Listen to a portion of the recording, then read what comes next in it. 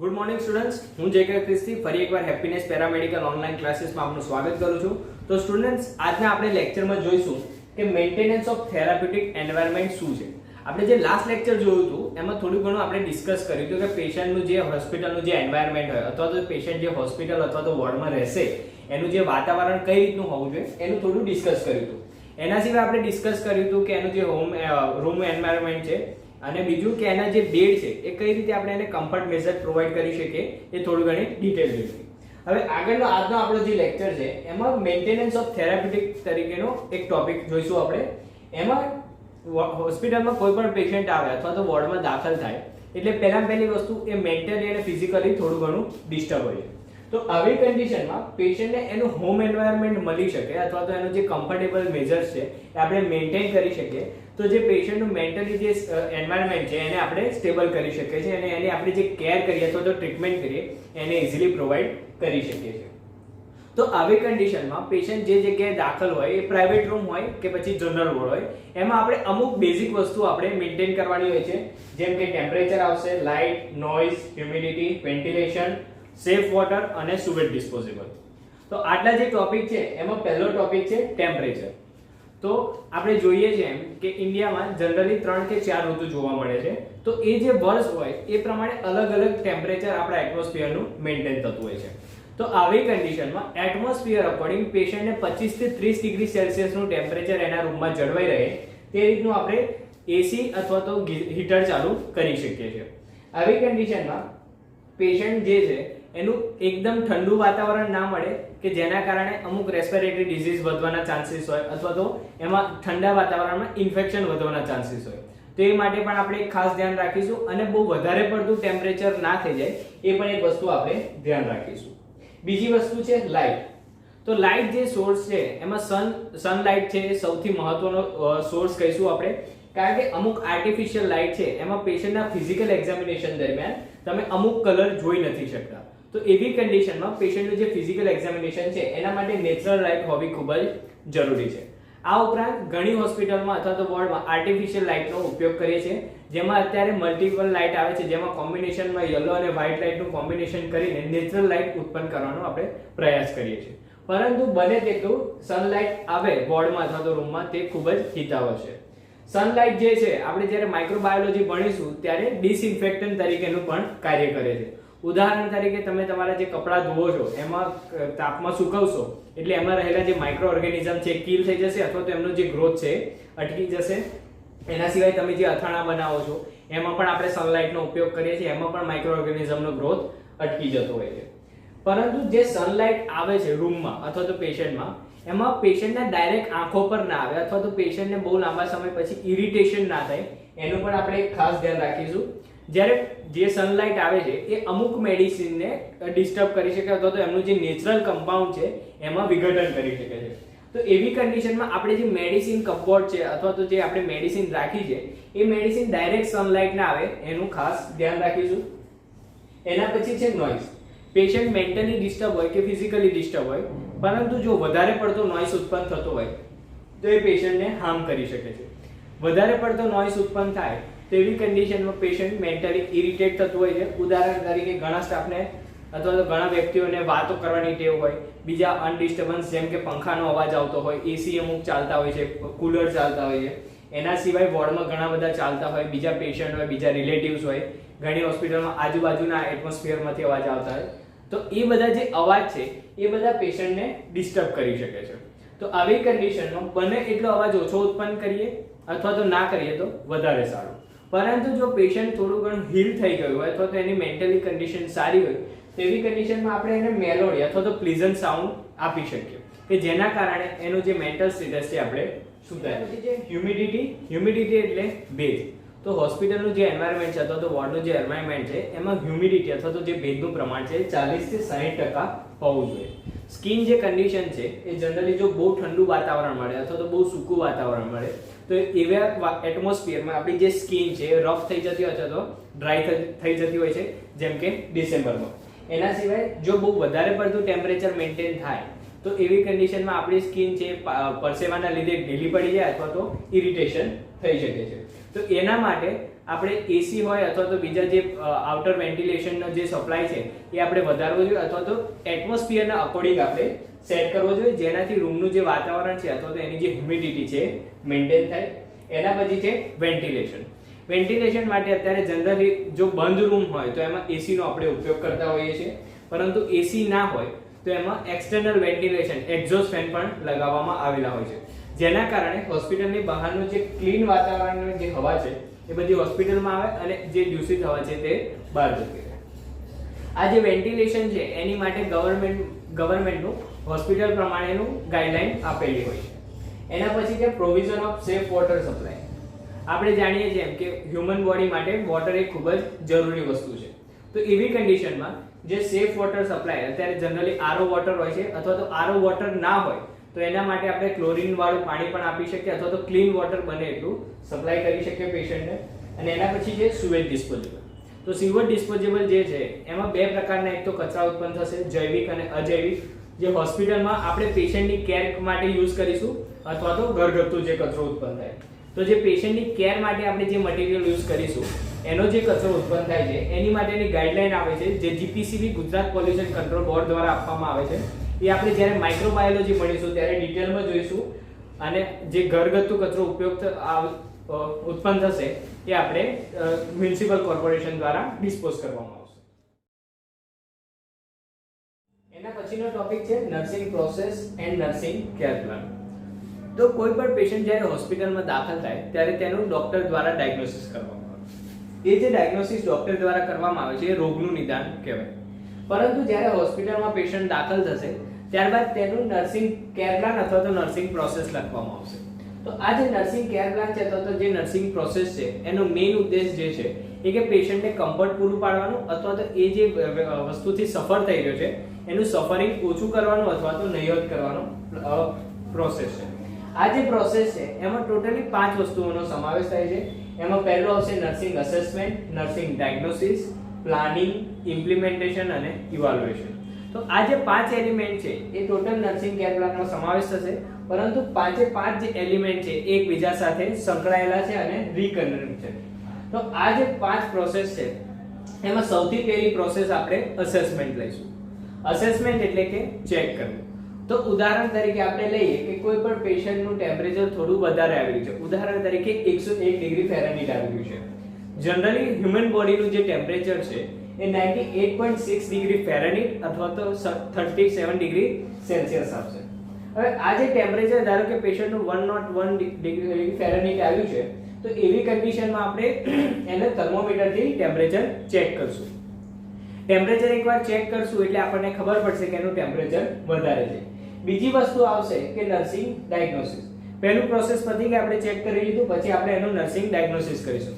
ધારો કે કોઈ પેશન્ટને શરદી ખાંસી છે અથવા તો કોઈ પણ પ્રકારનું ઇન્ફેક્શન લાગ્યું છે તો એવી કન્ડિશનમાં પેશન્ટનું જે ટેમ્પરેચર છે વધવાની શક્યતાઓ રહેલી છે. તો જે સેકન્ડ સ્ટેપ આવશે, ધારો કે શરદી ખાંસી વાળા પેશન્ટનું આપણે જોઈએ તો એમાં સેકન્ડ સ્ટેપ આવશે, એમાં આપણને ખબર પડશે કે એને શરદી ખાંસી છે અથવા તો લંગ્સનું ઇન્ફેક્શન છે, એના કારણે એમાં જે ઇન્ફેક્શન લાગ્યું એના કારણે એનું ટેમ્પરેચર વધ્યું છે. ત્રીજી વસ્તુ જોઈશું કે આપણે ટેમ્પરેચર ઘટાડવા માટે અથવા તો ઇન્ફેક્શન ઘટાડવા માટે શું કરી શકીએ. તો ત્રીજી જે વસ્તુ છે એમાં પ્લાનિંગ કરીશું. ઉદાહરણ તરીકે પહેલામાં પહેલું તો આપણે ઘરગથ્થુ ઉપચાર કરીશું, જેમ કે પહેલાના જમાનામાં કરતા હતા, અત્યારે પણ ઘણી જગ્યાએ આપણે ઘરે જોતા હોઈએ છીએ કે મીઠાના ઠંડા પાણીના પોતા મૂકીએ છીએ, પંખો ચાલુ કરીએ છીએ, એમને પ્રોપર વેન્ટિલેશન વાળું વાતાવરણ આપીએ છીએ. એ જે બધી પ્રોસેસ કરીશું એ બધું આપણું પ્લાનિંગમાં જશે. તો પહેલું જે પ્લાનિંગ કરશું એમાં આપણે ઘરગથ્થુ ઉપચાર આવશે અથવા તો બેઝિક કેર આવશે. સેકન્ડ વસ્તુ, આપણે પેશન્ટને માથામાં ઠંડા પાણીના પોતા મૂક્યા પરંતુ હજુ ટેમ્પરેચર ઘટતું નથી, તો એવી કન્ડિશનમાં આપણે પેશન્ટને ઓરલ મેડિકેશન આપીશું. ઓરલ મેડિકેશન ફીવર માટે યુઝ કરીએ છીએ આપણે પેરાસિટામોલ. તો એવી કન્ડિશનમાં ધારો કે ડોક્ટરે પ્રિસ્ક્રાઇબ કરી હોય તો આપણે એને પીસીએમ ઓરલ મેડિકેશન આપીશું. તો પણ કદાચ પ્લાન એને ફીવર નથી ઉતરતો તો એના પ્લાનિંગમાં આપણે પછી ફરીવાર ડોક્ટરને ઇન્ફોર્મ કરીશું અને ઇન્જેક્ટેબલ મેડિકેશન આવશે. તો પ્લાનિંગ જે છે એમાં આપણે જોઈએ એમ કે જે શરૂઆતનો જે તબક્કો છે ઘરગથ્થુ હોવો જોઈએ અથવા તો બેઝિક પ્રકારનો હોવો જોઈએ. હવે આપણે એ જે પ્રોસેસ છે એમાં પ્લાનિંગ પતી ગયું, પછી આપણે કરીશું ઇમ્પ્લિમેન્ટેશન. તો આપણે પહેલું જોયું હતું પ્લાનિંગમાં કે પેશન્ટને ઠંડા પાણીના પોતા મૂકીશું. તો ઠંડા પાણીના જે પોતા મૂક્યા એ પ્લાનિંગમાં જશે અને જે એની આપણે પ્રોસેસ કરી ઠંડા પાણીના પોતા મૂકવાની એ બધું ઇમ્પ્લિમેન્ટેશનમાં જશે, એટલે કે આપણે એપ્લાય કર્યું છે. સેકન્ડ વસ્તુ જોઈ હતી કે પ્લાનિંગમાં આપણે મેડિસિન આપી શકીએ અને ઇમ્પ્લિમેન્ટેશનમાં આપણે એને મેડિકેશન આપી છે. થર્ડમાં જોયું હતું એમ કે ઓરલ મેડિકેશન આપ્યા છતાં પણ ફીવર નથી ઉતર્યો તો આપણે એને ઇન્જેક્ટેબલ મેડિસિન આપીશું. તો એ પણ આપણે પ્લાનિંગમાં ખાલી મેડિસિન આપવાની વાત થઈ હતી, જ્યારે ઇમ્પ્લિમેન્ટેશનમાં આપણે એને મેડિસિન આપીશું. તો આ જે પ્રોસેસ છે એ આવશે ઇમ્પ્લિમેન્ટેશન એટલે કે એપ્લાય કરવું. અને છેલ્લી પ્રોસેસ છે ઇવેલ્યુએશન. ધારો કે આપણે આ ત્રણેય વસ્તુ કરી પછી આપણે ફરી કલાક પછી પેશન્ટનો ફીવર ચેક કરીશું અને જો પેશન્ટનો ફીવર એટલો છે કે ઘટ્યો છે કે વધારો થયો છે એ જે વસ્તુ આપણે ઇવેલ્યુએટ કરીશું, અસેસ કરશું, એને કહીશું ઇવેલ્યુએશન કરવું. હવે આ જે નર્સિંગ પ્રોસેસ છે અથવા તો નર્સિંગ કેર પ્લાન છે એનો કંઈક ફોર્મેટ આ રીતે આગળના આપણે ટોપિકમાં જોયું એમ કે જે નર્સિંગ પ્રોસેસ છે અથવા તો નર્સિંગ જે કેર પ્લાન છે એના જે 5 એલિમેન્ટ છે બીજા સાથે ઇન્ટર રિલેટેડ છે અથવા તો રિકરન્ટ છે. તો એમાં આપણે જોઈશું એમ કે પહેલું આપણે પેશન્ટનું અસેસમેન્ટ કરશું. ધારો કે પેશન્ટને ફીવર છે આપણે ચેક કર્યું, પછી એનું નર્સિંગ ડાયગ્નોસિસ કરશું કે ફીવર કેમ છે આપણે શોધવાનો ટ્રાય કરીશું. પછી આપણે એની માટે પ્લાનિંગ કરશું. પ્લાનિંગ કર્યું પછી એ પ્લાનિંગને આપણે એપ્લાય કરશું અને પ્લાનિંગ એપ્લાય કર્યા પછી આપણે એનું ઇવેલ્યુએશન કરીશું. આપણે જે પ્રોસેસ કરી હતી એનું ઇફેક્ટિવ જે પ્રોસેસ જે ઇફેક્ટિવનેસ છે એ આવી છે કે નહીં. હવે આપણે ઉદાહરણમાં જોયું હતું એમ કે પેશન્ટને લંગ ઇન્ફેક્શન છે અથવા તો શરદી ખાંસી છે. તો એવી કન્ડિશનમાં એનું જે આપણે પહેલી પ્રાયોરિટી હશે કે પેશન્ટનું જે તાવ છે એ ઘટાડવાનો રહેશે. હવે બીજી વસ્તુ જોઈશું કે એ જે તાવ છે શેના કારણે છે તો ઇન્ફેક્શનના કારણે છે. તો ફરી પાછી આપણી જે ઇવેલ્યુએશન પતશે પછી ફરી પાછી આપણી શરૂઆત અસેસમેન્ટથી ફરી થશે. શેના માટે કે અસેસમેન્ટમાં આપણે જોઈશું ધારો કે પેશન્ટનો ચેસ્ટ એક્સરે કરાવીએ છે તો સીબીસી કરાવીએ છે તો એમાં આપણને ખબર પડશે કે એનું ઇન્ફેક્શન જે છે એ લંગ્સમાં પ્રેઝન્ટ છે. તો એની માટે આપણે અસેસમેન્ટ કરીએ તો એમાં અસેસમેન્ટમાં આવશે ચેસ્ટ એક્સરે અથવા તો બ્લડ ઇન્વેસ્ટિગેશન. હવે અસેસમેન્ટ કર્યું પછી આપણે નર્સિંગ ડાયગ્નોસિસ કરશું કે ઇન્ફેક્શન શેનું છે. એમાં આપણે જોઈશું કે અલગ અલગ પ્રકારના ઇન્ફેક્શન આવે છે જે આપણે એમએસએન ભણીશું ત્યારે ડિટેલમાં જોઈશું. હવે એ જે ઇન્ફેક્શન છે એને ઘટાડવા માટેના આપણે પ્લાનિંગ કરીશું. ઘટાડવા માટેના પ્લાનિંગમાં આપણે જોતા હોઈએ છીએ એમ કે ઘરગથ્થુ ઉપચારમાં આપણે હળદરવાળું દૂધ છે અથવા તો બીજા જે એન્ટીઓક્સિડન્ટ મટીરિયલ આપણે યુઝ કરીએ છીએ, લીંબુ યુઝ કરીએ અથવા તો બીજા જે બી મટીરિયલ છે જે આપણે ડાયટ પ્લાનમાં આપણી જાતે ઉપયોગમાં લઈ શકીએ એ બધું પ્લાનિંગમાં જશે. તો પહેલું ઘરગથ્થુ ઉપચાર અથવા તો ડાયટ જોઈશું. પછી એનું માટેની એક્સરસાઇઝ આવશે અથવા તો જે હોમ એન્વાયરમેન્ટમાં જે ચેન્જીસ કરવાના થાય અથવા તો એના પછી જે આવશે એન્ટીબાયોટિક આવશે અથવા તો સર્જરી કરવાની જરૂર પડે તો સર્જરી આવશે. તો એ માટે આપણે પ્લાનિંગ કરીશું. પ્લાનિંગ કર્યા પછી એનું ઇમ્પ્લિમેન્ટેશન કરીશું કે એટલે એ પેશન્ટ પર આપણે એપ્લાય કરીશું અને પેશન્ટ પર એપ્લાય કર્યા પછી જોઈશું થોડા સમય પછી 1-2 દિવસ પછી કે ફરી જ્યારે પણ એની જરૂર પડે ત્યારે આપણે જોઈશું કે પેશન્ટનો આપણે જે પ્લાનિંગ કર્યું હતું ઇન્ફેક્શન ઘટાડવા માટેનું એ કેટલું ઇફેક્ટિવ છે, એનાથી ઇન્ફેક્શન ઘટ્યું વધ્યું અથવા તો જે એનું સ્ટેડી સ્ટેટમાં છે એ રીતનું રહ્યું એ બધી પ્રોસેસ આપણે ફરી જોઈશું. આમ આ જે નર્સિંગ પ્રોસેસની જે સાયકલ છે કન્ટિન્યુઅસ ચાલ્યા કરશે. એના પછી આપણે જોઈશું કે અસેસમેન્ટ છે એમાં જનરલી 3 પ્રકારના આપણે પેશન્ટ પાસેથી હિસ્ટ્રી કલેક્ટ કરીએ છીએ. એમાં પહેલું આવશે નર્સિંગ હિસ્ટ્રી. તો જે નર્સિંગ હિસ્ટ્રી છે એમાં આપણે પેશન્ટ સાથે વાત કરીશું. પેશન્ટ જ્યારે હોસ્પિટલમાં આવશે દાખલ થશે ત્યારે આપણે પેશન્ટ સાથે વાત કરીશું કે ભાઈ એમને પહેલા શું ટ્રીટમેન્ટ આપવામાં આવી છે અથવા તો કયા પ્રકારનો રોગ હતો, કેટલા સમયથી આ પીડાય છે અથવા તો જે બી એમનો જે પાસ્ટ હિસ્ટ્રી છે બધી આપણે કલેક્ટ કરીશું. આજે આ પ્રોસેસથી શું થશે કે આપણે જે પેશન્ટ જોડે વાત કરીએ છીએ એનાથી અમને મ્યુચ્યુઅલ ટ્રસ્ટ ઉત્પન્ન થશે કે પેશન્ટ અથવા તો જે પણ હેલ્થ કેર પર્સોનલ છે એમની સાથે વાત કરી રહ્યા છે, એમનું જે કામ છે પરફેક્ટલી જાણે છે અથવા તો પરફેક્ટલી પરફોર્મ કરશે.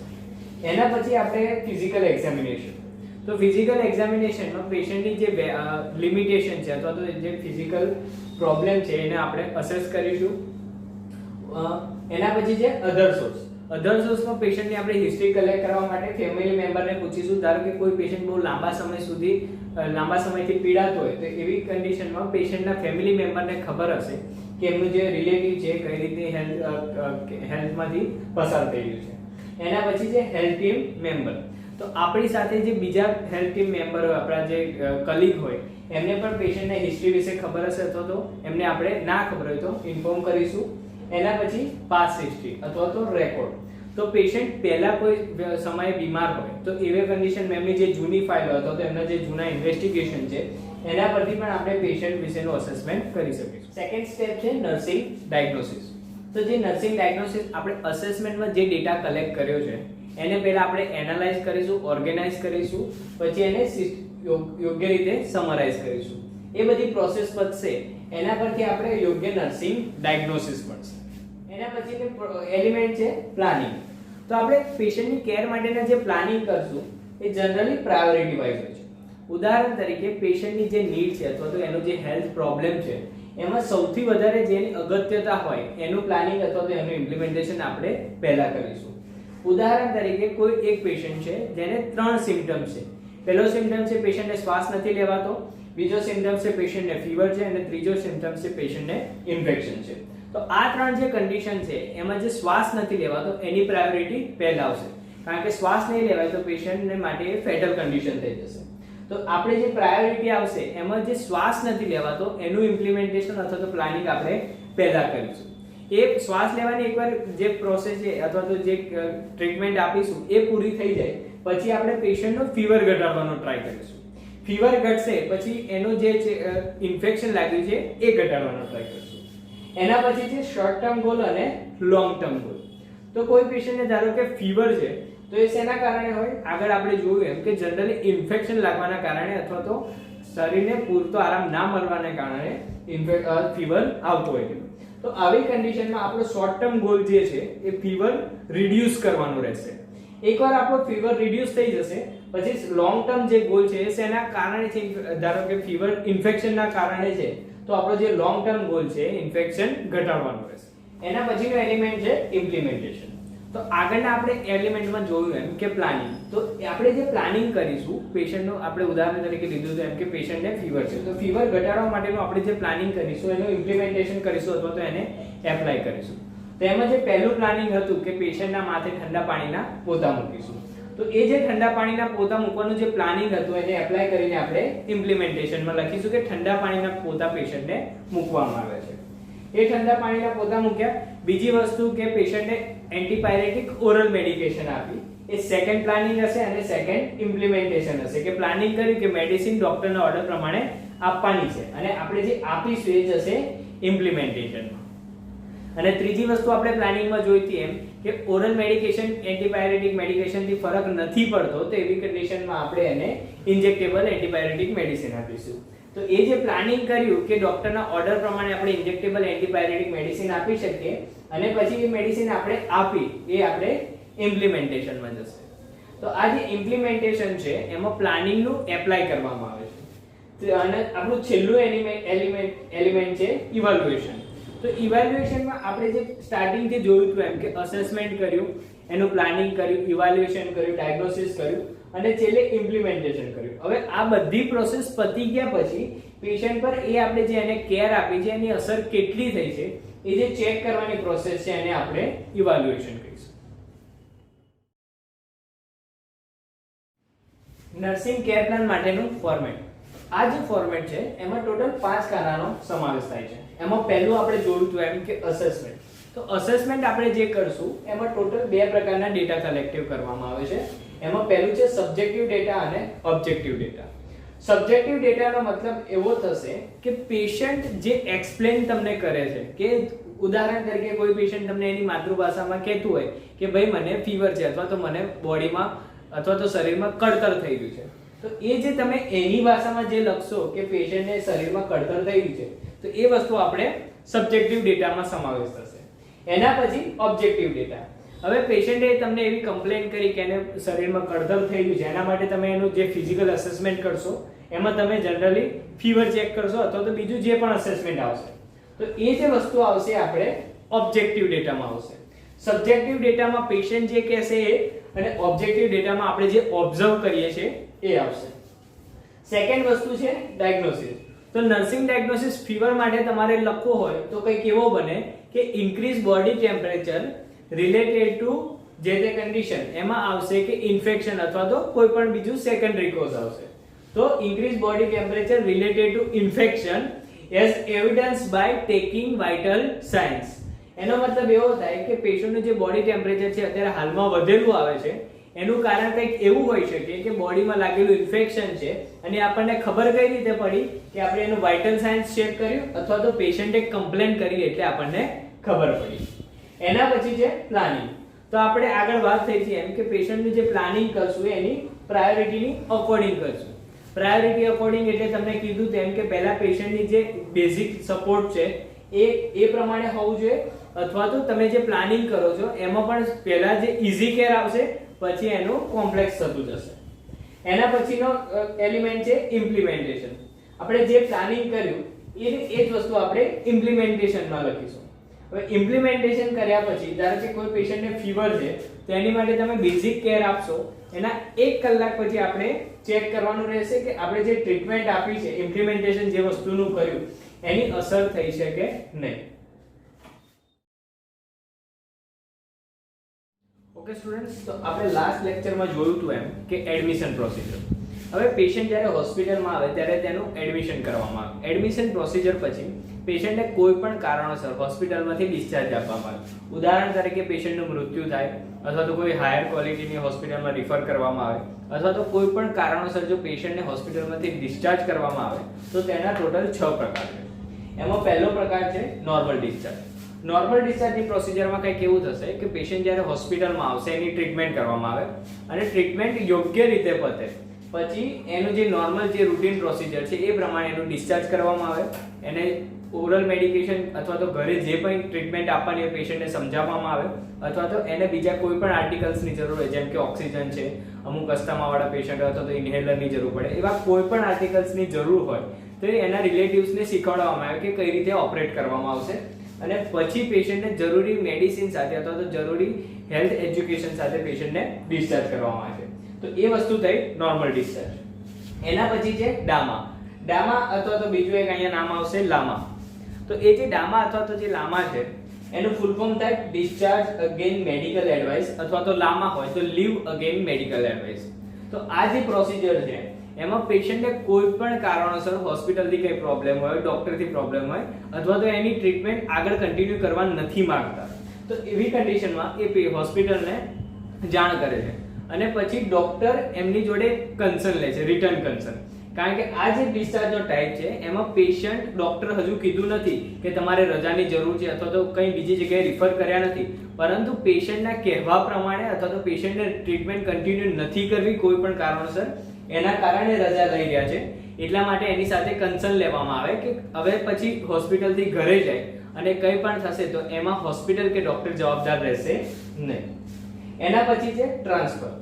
આપણે આગળ જોયું એમ કે કોઈ પણ પેશન્ટ હોસ્પિટલમાં આવશે, આપણે જ્યારે ટાઈપ્સ ઓફ હોસ્પિટલ જોયા હતા એમાં અલગ અલગ સ્પેશિયાલિટી અને સુપર સ્પેશિયાલિટીની હોસ્પિટલ હતી.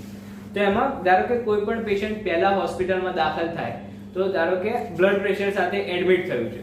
હવે બ્લડ પ્રેશર એડમિટ થવાનો સેકન્ડરી કોઝ કદાચ એવો હોઈ શકે કે કિડનીમાં કોઈ પ્રોબ્લેમ છે અથવા તો હાર્ટમાં કોઈ પ્રોબ્લેમ છે. તો આવી કન્ડિશનમાં જ્યારે એનું ટ્રીટમેન્ટ એમને મેડિકલ હોસ્પિટલ અથવા તો નાની હોસ્પિટલમાં ટ્રીટમેન્ટ જ્યારે શક્ય ના હોય ત્યારે સ્પેશિયાલિટી અથવા તો સુપર સ્પેશિયાલિટી હોસ્પિટલમાં એ પેશન્ટને ટ્રાન્સફર કરવામાં આવે. તો બીજો એક ટાઈપ છે ડિસ્ચાર્જ ઓન રિક્વેસ્ટ અથવા તો ડોલ. તો આ જે ડિસ્ચાર્જ ઓન રિક્વેસ્ટ છે એમાં પેશન્ટ અથવા તો એના જે રિલેટિવ છે પેશન્ટને વ્યવસ્થિત એક્ઝેક્ટ સારું નથી થતું અથવા તો હોસ્પિટલ કે ડોક્ટર એમને રિફર નથી કરતા કે તમારે ડિસ્ચાર્જ લેવાની જરૂર છે, પરંતુ એ એમની જાતે ડિસ્ચાર્જ લેવાનો નિર્ણય કરે છે અને ડોક્ટરને રિક્વેસ્ટ કરે છે. જો શક્ય હોય, પોસિબલ હોય તો ડોક્ટર તેમને ડિસ્ચાર્જ આપે છે. તેને કહીશું આપણે ડિસ્ચાર્જ ઓન રિક્વેસ્ટ. એના પછી છે એબ્સકોન્ડ.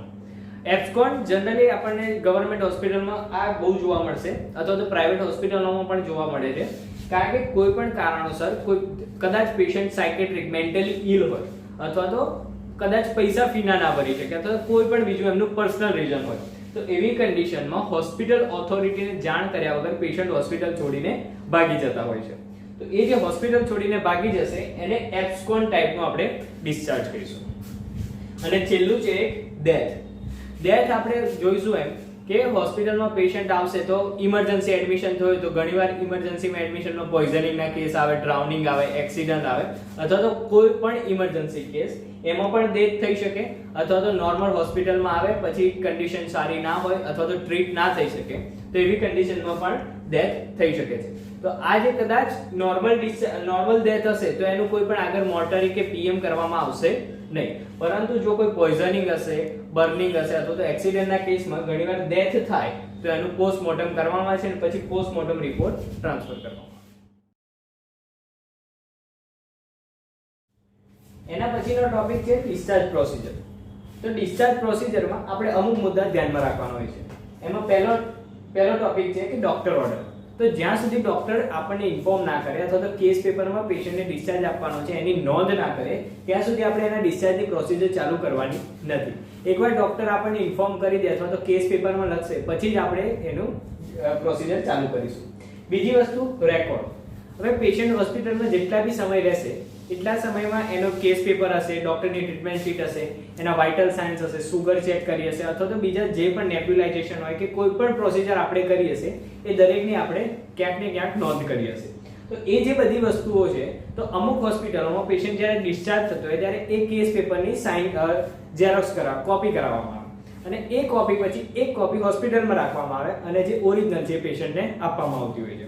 તો એવી રીતે જ્યારે પણ પેશન્ટ ડિસ્ચાર્જ થવાનું હશે ત્યારે એના જે હોસ્પિટલ રિલેટેડ જેટલા બી ડોક્યુમેન્ટ છે એ હોસ્પિટલ પાસે એનો ડેટા રહે એની માટે આપણે એની કોપી કરાવવાની રહેશે અથવા તો એને સાચવવાના રહેશે. બીજી વસ્તુ છે બિલ રિસિપ્ટ. તો હોસ્પિટલમાં જ્યારે પણ પેશન્ટ ડિસ્ચાર્જ થશે ત્યારે એને બિલ રિસિપ્ટ બનાવવામાં આવશે. હવે બિલ રિસિપ્ટમાં અલગ અલગ ડિપાર્ટમેન્ટના અલગ અલગ રિસિપ્ટ હશે તો એમાં જો કોઈ ઇશ્યુ હોય તો પેશન્ટ અથવા તો ડોક્ટર સાથે તમારે વાત કરવાની રહેશે અને એ જે રિસિપ્ટમાં જે કંઈ ભૂલ હોય એ તમારે સુધારવાની રહેશે. એના પછી છે ફોલોઅપ. હવે ફોલોઅપ જ્યારે પેશન્ટ ડિસ્ચાર્જ થશે ત્યારે એને ઇન્ફોર્મ કરવાનું રહેશે કે તમારે ભાઈ નેક્સ્ટ વીક કે નેક્સ્ટ મંથ જે પ્રમાણે ડોક્ટરનો ઓર્ડર હશે એ પ્રમાણે તમારે એમને ફોલોઅપ માટે બોલાવવાના રહેશે. હવે ફોલોઅપ માટે બોલાવો છો એ સમયે તમારે એને પેશન્ટને મેડિસિન સમજાવવાની રહેશે અને જો કોઈ બીજી ટ્રીટમેન્ટ આપવાની હોય તો એ પણ સમજાવવાની રહેશે. એના પછી હોમ ટ્રીટમેન્ટ. હોમ ટ્રીટમેન્ટમાં આગળ આપણે વાત કરી હતી એમ કે પેશન્ટ જ્યારે ડિસ્ચાર્જ થાય ત્યારે એને ઓરલ મેડિકેશન જનરલી ચાલતી હોય છે. અમુક કન્ડિશનમાં પેશન્ટને ઇન્જેક્શન આપવાની પણ જરૂર પડતી હોય છે. તો એવી કન્ડિશનમાં જો શક્ય હોય તો એના ફેમિલી મેમ્બરને આપણે શીખવાડીશું અથવા તો ના શક્ય હોય તો એને નર્સિંગ સ્ટાફ અથવા તો અટેન્ડન્ટ સ્ટાફ આપણે અરેન્જ કરી આપીશું અથવા તો પેશન્ટ અરેન્જ કરે એની માટે આપણે એમને ઇન્ફોર્મ કરીશું. એના પછી છે હોસ્પિટલ આર્ટિકલ્સ. પેશન્ટ જેવું હોસ્પિટલમાંથી ડિસ્ચાર્જ થાય અથવા તો રૂમની બહાર આવે એટલે પહેલા પેલું આપણે પેશન્ટને જેટલા બી આર્ટિકલ્સ આપેલા છે હોસ્પિટલનો યુઝ માટે એ બધા આર્ટિકલ્સ આપણે એકઠા કરવાના રહેશે અને એનું કાઉન્ટિંગ કરવાનું રહેશે. જેમાંથી કોઈ પણ મિસિંગ હોય અથવા તો બ્રોકન હોય તો આપણે હોસ્પિટલ ઓથોરિટીને જાણ કરવાની રહેશે. એના પછી છે વ્હીલચેર અને સ્ટ્રેચર. જો પેશન્ટ હોસ્પિટલમાંથી ડિસ્ચાર્જ થાય છે તો ઘણા પેશન્ટો જરૂરી નથી કે ડિસ્ચાર્જ આપે ત્યારે ચાલીને અથવા તો એમની આપમેળે જઈ શકે. તો એવી કન્ડિશનમાં પેશન્ટ જો સ્ટેબલ હોય થોડું ઘણું તો એને આપણે વ્હીલચેર પ્રોવાઈડ કરીશું અને વ્હીલચેરમાં ના બેસી શકે એવું હોય તો આપણે એને સ્ટ્રેચર આપીશું. એના પછી છે હોસ્પિટલ મેસ. તો આપણે જ્યારે એડમિશન પ્રોસિજર જોતા હતા એ વખતે આપણે જોયું હતું કે પેશન્ટ જ્યારે હોસ્પિટલમાં આવે ત્યારે ડોક્ટર જે પ્રમાણે ડાયટ આપણને ઇન્ફોર્મ કરે છે અથવા તો પેશન્ટને ઇન્ફોર્મ કરે છે એ પ્રમાણે આપણે હોસ્પિટલની જે કેન્ટીન છે અથવા તો ડાયટિશિયન છે એમને ઇન્ફોર્મ કરવાનું રહેશે. તો હવે જ્યારે પેશન્ટ ડિસ્ચાર્જ થઈ રહ્યું છે ત્યારે આપણે ફરી એકવાર એમને ઇન્ફોર્મ કરવાનું રહેશે કે જે તે પેશન્ટ છે ડિસ્ચાર્જ થયું છે ને હવેથી એમનું ડાયટ પ્લાન મંગાવવાનો નથી. એના પછી છે કન્સર્ન ફોર ડામા. તો આપણે જે આગળ જોયા હતા ટાઇપ્સ ઓફ ડિસ્ચાર્જમાં અલગ અલગ પ્રકારના ડિસ્ચાર્જ હતા એમાં એક જોયું તો આપણે drama discharge again medical advice. તો આ જે પ્રકારનો ડિસ્ચાર્જ છે એમાં આપણે વાત કરી હતી એમ કે જે પેશન્ટ છે એ મેડિકલ એડવાઇસની અગેન્સ્ટ જઈને ડિસ્ચાર્જ લે છે. તો આવી કન્ડિશનમાં આપણે પેશન્ટ અને એના રિલેટિવ્સને ઇન્ફોર્મ કરવાનું રહેશે કે તમે આ પ્રકારનો ડિસ્ચાર્જ લઈ રહ્યા છો તો એની માટેના જે નુકસાન છે અથવા તો પાછળની સમયમાં કંઈ પણ નુકસાન થઈ શકે અથવા તો કોમ્પ્લિકેશન થઈ શકે તો એ આપણે પેશન્ટ અને પેશન્ટના રિલેટિવને ઇન્ફોર્મ કરવાનું રહેશે અને એની માટે આપણે એમની સાઇન લેવાની રહેશે કે આપણે પેશન્ટ અથવા તો પેશન્ટના રિલેટિવને આ બધી દરેક વસ્તુ સમજાવી છે અને સમજાવ્યા પછી એમણે ડિસ્ચાર્જ લીધો છે. એના પછી છે ડિસઇન્ફેક્શન અને સ્ટરીલાઇઝેશન. તો પેશન્ટ જેવું હોસ્પિટલ અથવા તો વોર્ડમાંથી જશે એટલે એનો જેટલો બી સરાઉન્ડિંગ એરિયા છે એ બધું આપણે ડિસઇન્ફેક્ટ કરવાનો રહેશે અથવા તો સ્ટરીલાઇઝ કરવાનો રહેશે. એના પછી છે prepare room for next patient. હવે પેશન્ટ એક ડિસ્ચાર્જ થાય પછી બીજું પેશન્ટ આવવાનું હોય તો એની માટે આપણે અગાઉથી તૈયારી કરીશું. તો એની માટે આપણે હોસ્પિટલમાં જેટલા બી કાપડ જે છે લિનન છે, કોટન છે, મેટ્રેસ છે અથવા તો બીજે કોઈ પણ વસ્તુઓ, તો એ બધી વસ્તુઓને આપણે લોન્ડ્રીમાં મોકલવાની રહેશે અને પછી ઓટોક્લેવ કરવામાં આવશે. ઓટોક્લેવની પ્રોસિજર આપણે જ્યારે માઇક્રોબાયોલોજી ભણીશું ત્યારે ડિટેલમાં જોઈશું. એ રીતે ડિસઇન્ફેક્શન અને સ્ટરીલાઇઝેશનની પ્રોસેસ આપણે ડિટેલમાં માઇક્રોબાયોલોજીમાં ભણીશું. એના પછી છે ફ્યુમિગેશન. ફ્યુમિગેશન શબ્દ સ્ટુડન્ટ તમે જાણતા હશો કે એક એન્ટી ડિસઇન્ફેક્ટન્ટ મટીરિયલ યુઝ કરવામાં આવે છે જેનાથી ફોગ ઉત્પન્ન કરવામાં આવે અથવા તો વેપર બનાવવામાં આવે, અને એ વેપરના કારણે હોસ્પિટલ અથવા તો વોર્ડ એન્વાયરમેન્ટમાં જે બી વસ્તુઓ બધી પડી છે એ બધી ડિસઇન્ફેક્ટ થતી હોય છે, ક્લીન થતી હોય છે. એના પછી છે ટ્રાન્સફર લેટર. હવે કોઈ પેશન્ટને આપણે વાત કરી હતી એમ જ્યારે એડમિશન પ્રોસિજર ચાલતી હતી કે પેશન્ટને એક હોસ્પિટલમાંથી બીજી હોસ્પિટલમાં ટ્રાન્સફર કરવાની જરૂર પડે હાયર ટ્રીટમેન્ટ માટે. તો એવી કન્ડિશનમાં પેશન્ટને એના જે બી રિલેટિવ છે અથવા તો કેસ પેપર છે એની સાથે આપણે ટ્રાન્સફર લેટર લખીને આપીશું. શેના માટે ટ્રાન્સફર કરીએ છીએ, કોઈ ઇન્વેસ્ટિગેશન માટે કે પછી બીજા કોઈ કારણોસર, તો એ બધું આપણે ટ્રાન્સફર લેટરમાં લખીશું. અને એની સાથે જો કોઈ પેશન્ટને બીજું કોમ્પ્લિકેશન કે હશે એ પણ આપણે અલગથી મેન્શન કરવાનું રહેશે. એના પછી છે એમએલસી. એમએલસી એટલે મેડિકો લીગલ કેસ, જેમાં પોલીસ કેસ થયો હોય. આપણે વાત કરી હતી એમ કે એક્સિડન્ટના કેસ હોય છે, બર્નિંગ હોય છે, ડ્રાઉનિંગ હોય છે, રેપ હોય છે, એ બધા કેસમાં એમએલસી થાય, એટલે કે મેડિકો લીગલ કેસ. અથવા તો એવા કેસમાં પછી જ્યારે પેશન્ટ હોસ્પિટલમાં આવશે પછી ડિસ્ચાર્જ થાય, એ પેશન્ટ નોર્મલી ડિસ્ચાર્જ થાય કે પછી ડેથ થાય, તો એવી કન્ડિશનમાં આપણે પોલીસને અથવા તો ગવર્નમેન્ટને જાણ કરવાની રહેશે કે જે તે પેશન્ટ છે એમએલસી વાળો એ ડિસ્ચાર્જ થઈ ગયું છે. તો એમની જે ફોર્માલિટી હોય એ ગવર્નમેન્ટ પબ્લિક પૂરી કરી છે. એના પછી છે ડિસ્ચાર્જ કાર્ડ. જ્યારે ડિસ્ચાર્જ કાર્ડ બનાવશો એમાં પણ સેમ વસ્તુ રહેશે કે જેટલી બી એની મેડિસિન છે, ફોલોઅપ માટેનો ટાઈમ છે, અથવા તો પેશન્ટને સાથે કોઈ પણ ડ્રેનેજ છે, કેથેટર છે, અથવા તો કોઈ પણ આઈસી લગાવેલી છે, હાથમાં સોય લગાવેલી છે, તો એવી બધી કન્ડિશનો આપણે કેસ પેપરમાં મેન્શન કરવાની રહેશે. એના સિવાય જો કોઈ પેશન્ટને સ્પેશિયલ પ્રિકોશન્સ રાખવાના હશે એ પણ આપણે ડિસ્ચાર્જ કાર્ડમાં લખીશું, અને લખવાની સાથે પેશન્ટ અને એના રિલેટિવ્સને આપણે એક્સપ્લેન કરશું. એના પછી છે હેલ્થ એજ્યુકેશન. હેલ્થ એજ્યુકેશન આપણે જ્યારે ડેફિનેશનમાં જોયું હતું કે મેડિકલ અથવા તો પેરામેડિકલ પર્સન દ્વારા હેલ્થ એજ્યુકેશન આપવામાં આવે છે. તો આ જે હેલ્થ એજ્યુકેશન છે પેશન્ટ અથવા તો પેશન્ટના રિલેટિવને હેલ્થ ઇમ્પ્રૂવ કરવા અથવા તો વધારે હેલ્થ ના બગડે એના માટે આપવામાં આવે છે. અને એના પછી છે આઈસી, કેથેટર અને ડ્રેન એક્સેટ્રા જેવું જો પેશન્ટને લગાવવામાં આવ્યું હોય તો એ બધી વસ્તુઓ જ્યારે પેશન્ટ ડિસ્ચાર્જ થાય ત્યારે રિમૂવ કરવામાં આવે, અને રિમૂવ નથી કરતા તો આપણે ડિસ્ચાર્જ કાર્ડમાં મેન્શન કરીશું. સ્ટુડન્ટ્સ, તો આજના લેક્ચરમાં બસ આટલું. ફરી મળીશું એક નવા ટોપિક સાથે. ત્યાં સુધી જય હિન્દ.